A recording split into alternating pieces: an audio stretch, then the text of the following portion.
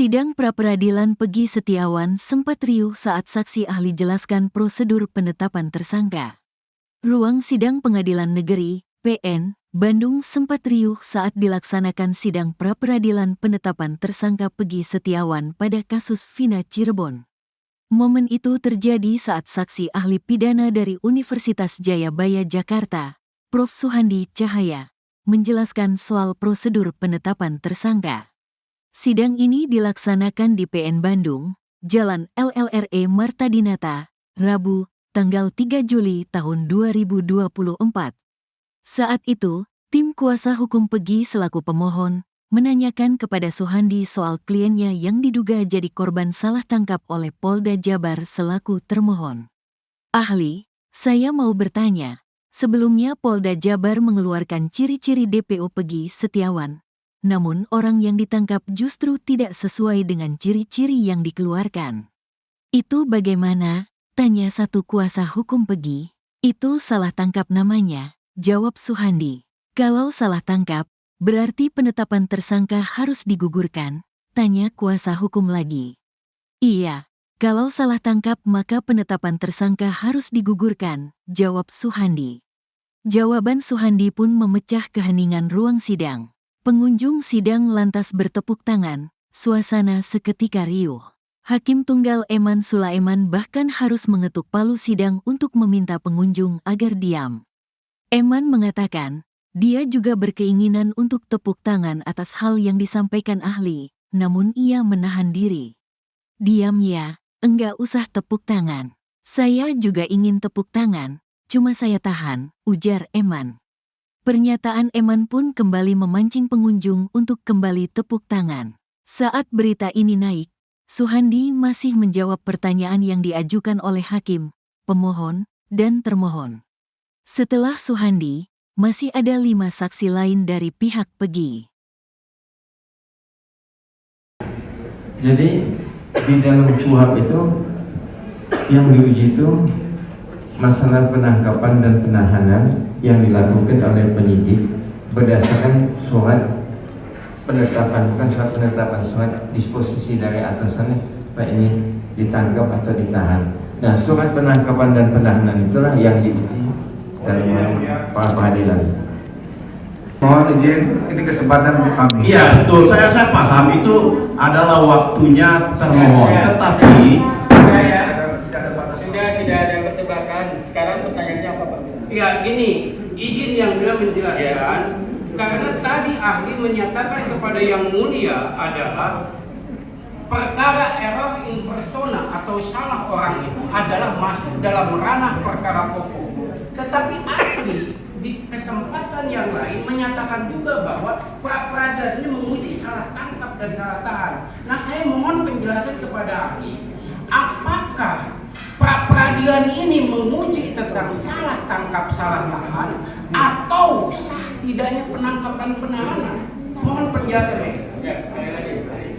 Ruang Sidang Pengadilan Negeri, PN, Bandung sempat riuh saat dilaksanakan sidang pra-peradilan penetapan tersangka Peggy Setiawan pada kasus Vina Cirebon.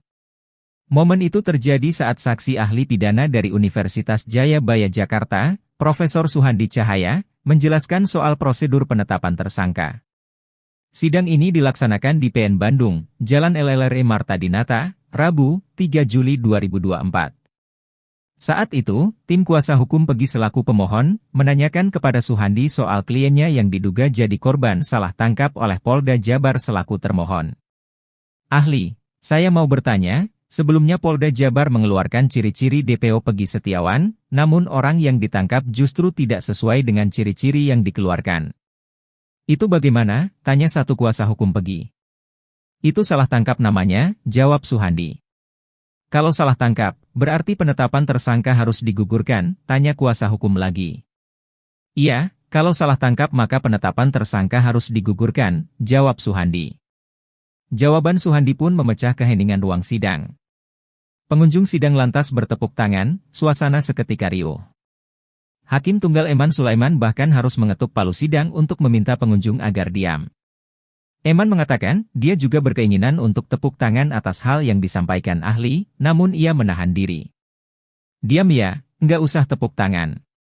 Saya juga ingin tepuk tangan, cuma saya tahan, ujar Eman. Pernyataan Eman pun kembali memancing pengunjung untuk kembali tepuk tangan. Saat berita ini naik, Suhandi masih menjawab pertanyaan yang diajukan oleh hakim, pemohon, dan termohon.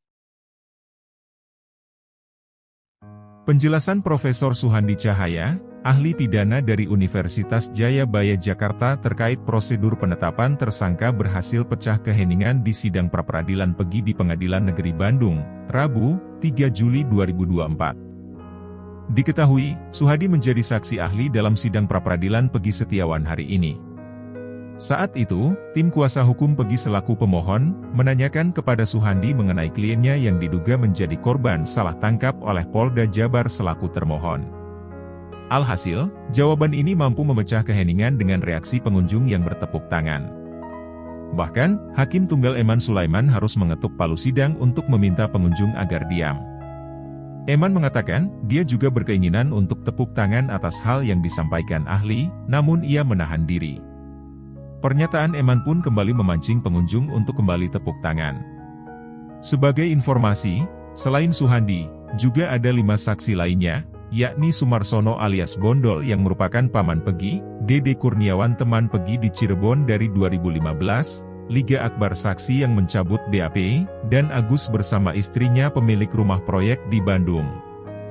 Dalam persidangan, Hakim Eman Sulaiman memulai dengan menanyakan apakah saksi ahli mengenal Pegi atau ada hubungan keluarga dengan tersangka. Suhandi menjelaskan, sebelum seseorang ditetapkan jadi tersangka, penyidik harus melakukan pemeriksaan secara lengkap dan dilakukan gelar perkara internal yang dapat dihadiri oleh pengacara calon tersangka. Seseorang pun, kata dia, dapat langsung dijadikan tersangka jika tertangkap tangan sedang melakukan tindak pidana. Hakim kemudian menanyakan terkait bagaimana prosedur penerbitan daftar pencarian orang terhadap tersangka. Polisi, Iya, tegas. Iya. Laporan polisi maksud bukti Iya. permulaan yang cukup. Iya, Masuk kategori bukti permulaan yang cukup. betul. Untuk keterangan laporan polisi bisa dipakai standar penyidik untuk mengungkap suatu tindak pidana. Keterangan saksi. Silakan ya. Jadi untuk keterangan saksi, saksinya mesti di BAP dulu, Pak. Jadi mesti di BAP, dan itu keterangan saksi. Polda Jabar tak sembarang menetapkan Pegi Setiawan dalam tersangka kasus Veda Cirebon. Pihaknya bahkan telah menjabarkan 5 alasan Pegi Setiawan ditetapkan sebagai tersangka. Pernyataan tersebut sekaligus menolak dalil tim kuasa hukum Pegi Setiawan yang menyatakan penetapan tersangka terhadap kliennya error in persona atau salah orang. Alasan pertama adalah teman masa kecil mengenali wajah Pegi. Sudirman, terpidana kasus Veda, dibawa oleh Polda Jabar menjadi saksi dalam sidang pra-peradilan. Kuasa hukum mengatakan sejak kecil saksi kerap bermain dengan Pegi, sehingga dinilai masih mengingat penampakan wajahnya. Sudirman memberikan kesaksian bahwa Pegi Setiawan merupakan temannya sejak sekolah dasar. Selain Sudirman, kuasa hukum Polda Jabar juga menyebut seorang saksi bernama Singgi Galang yang turut mengkonfirmasi bahwa Pegi Setiawan adalah Pegi dalam DPO. Sama halnya dengan Sudirman, Singgi Galang disebut merupakan teman Pegi sejak bangku sekolah dasar.